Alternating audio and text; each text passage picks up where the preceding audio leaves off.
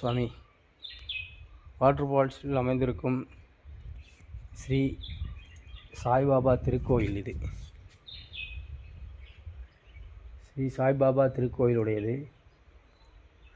இது ஒரு காலத்தில் எப்படியே இருந்த இடம்,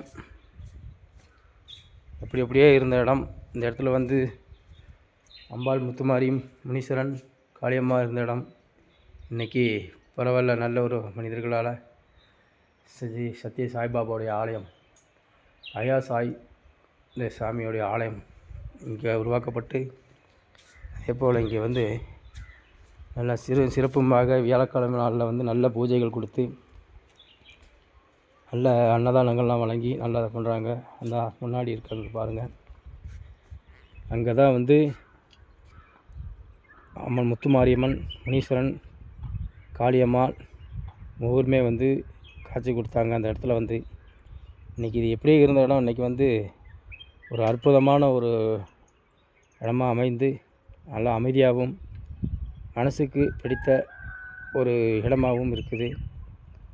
இந்த இடத்துல வந்து எல்லாம் வந்து மனசை விட்டு நல்லபடியாக இங்கே இருக்கிற தெய்வங்களை வந்து மனசை விட்டு நல்லபடியாக அவங்களுடைய குறைகளை சொல்லி, அதாவது நம்ம வந்து நியாயமான முறையில் இருந்து நம்ம தர்மம், நீதி சிந்தனையோடு நல்லா செயல்பட்டு நியாயத்தோடு இருந்து இந்த இடத்துக்கு, இந்த புனிதமான இடத்துக்கு வந்து நம்ம கோரிக்கைகளை வச்சோம்னா, கடவுளுக்கு நம்ம எது செய்யணுங்கிறது எந்த இதுவுமே இல்லை. கடவுள் நமக்கு தான் செய்வார். கடவுள் தான் நமக்கு உயிரை கொடுத்து வச்சுருக்காரு, உடமை கொடுத்து வச்சுருக்காரு, நமக்கு சேர வேண்டிய செல்வங்களை எல்லாத்தையும் நமக்கு அவர் தான் கொடுத்து வச்சுருக்கிறாரு.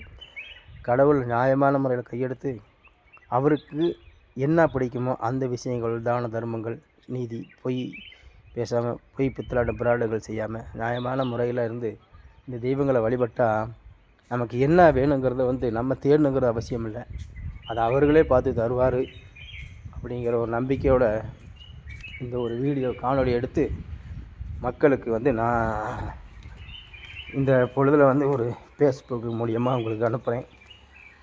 மனசு சங்கடப்பட்டு ஒரு காயப்பட்டோ, இது வறுமையினாலேயோ, இல்லை ஒரு கல்வி தோல்வியோ, இல்லை ஏதோ ஒரு சின்ன சின்ன சங்கடங்கள் அந்த மாதிரி இருந்து அந்த சங்கடத்தினால் மனது பாதிக்கப்பட்டது அப்படின்னு சொன்னால் பாருங்கள், இந்த 3 தெய்வங்களை பாருங்கள். ஈசன் தான், ஒவ்வொருமே ஈசன் தான், ராகபவன், கேது பகவான் சொல்லி இவர்களை பாருங்கள் நல்ல அருமையான முறையில், சிறந்த முறையில் காட்சி கொடுக்குறாங்க.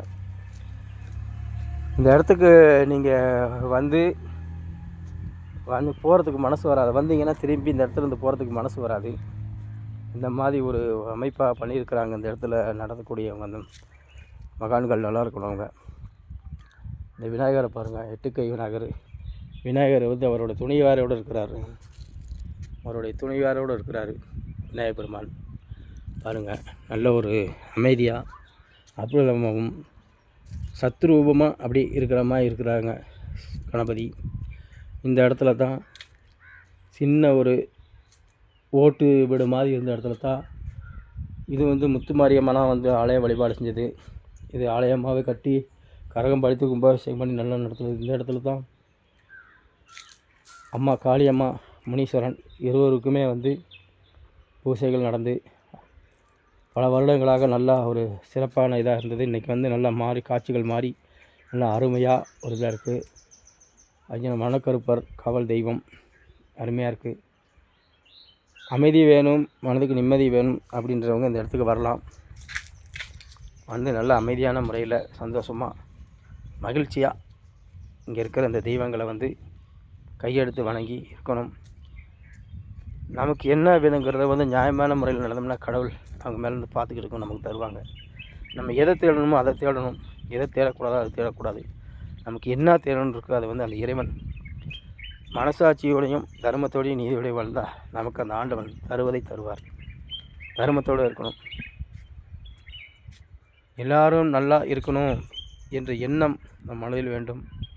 எல்லாத்துக்கும் ஒரு தானம் தர்மம் செய்யணும் அப்படிங்கிற ஒரு எண்ணம், ஒரு உணர்வுகள், ஒரு உணர்ச்சிகள் நம்ம இடத்தில் இருந்தால் அந்த ஆண்டவன் நமக்கு என்ன தருவாரோ அது நியாயமான முறையில் தருவார்.